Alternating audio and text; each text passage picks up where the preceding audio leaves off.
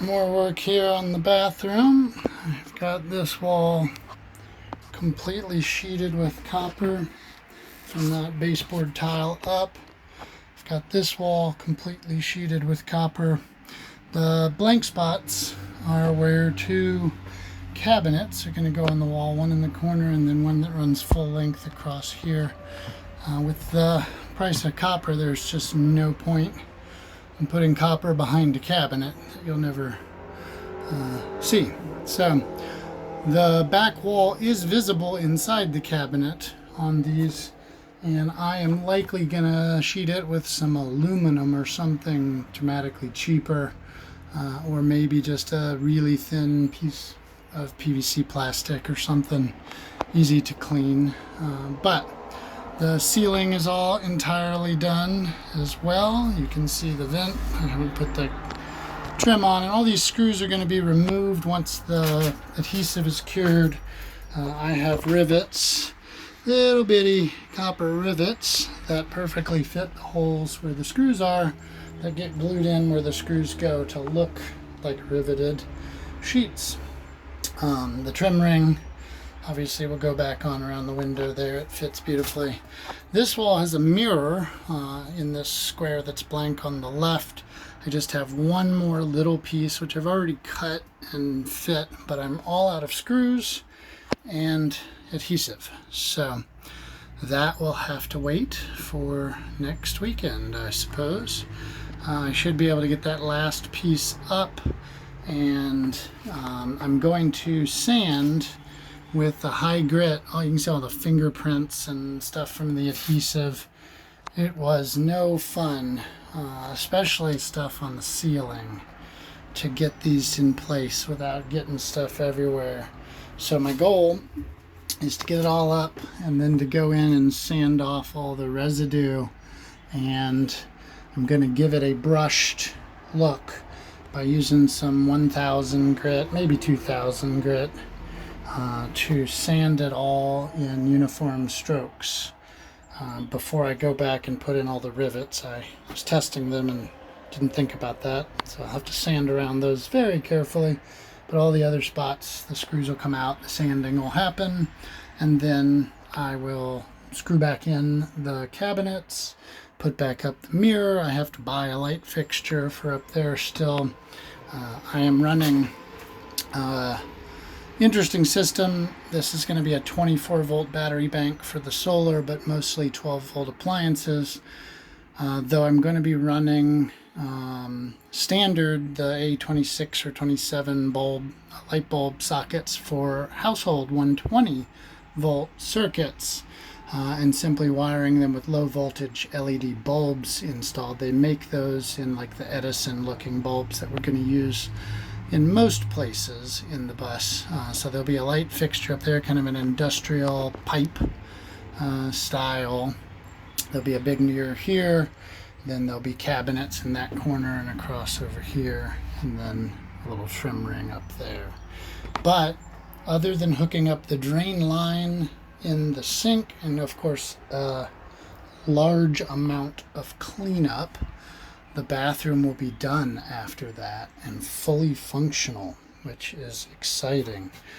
I have on the other side of the hallway already completed the shower, though one of the cabinets and the mirror from the bathroom is in here, so I don't know how well it'll show up. But tiled the floor, tiled the walls, coppered the curved ceiling.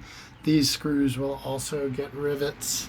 I built this fun little copper transition piece that has waterproof LED lights that will reflect off of the copper, kind of like my flashlight is all along here, so it feels less like a cave when you're in there because there will be a curtain across.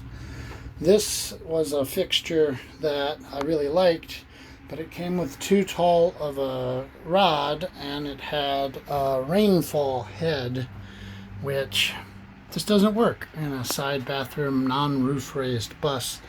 And these old GM buses have stress skin construction like an airplane, and there is not a lot of good ways to raise a roof. Plus, if my head doesn't hit the ceiling, I don't need it any taller.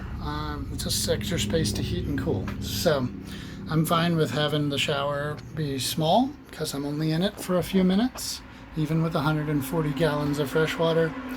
But anyway, I built this riser pipe out of copper pipe and fittings and directed it to go up and over and come out in the corner, and I bought a smaller copper looking head such that I can actually get in and shower and not have the head in my way.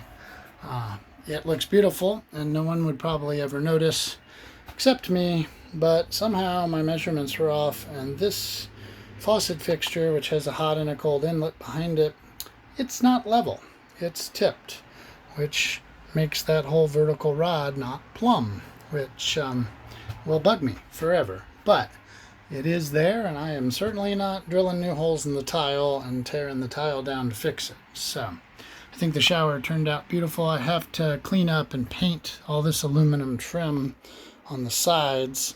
It's going to get painted with rose gold copper metallic style paint to match the copper accents. I also have to build a copper channel that'll sit down over the curb there, and just a U-shaped piece of copper to finish that edge and get it waterproofed in. Probably glue it down with some 4200, 3M 4200 or something, which is the bomb for semi-permanent waterproof and adhesion. I love the 5200. I glued all my solar panel brackets onto the roof with that.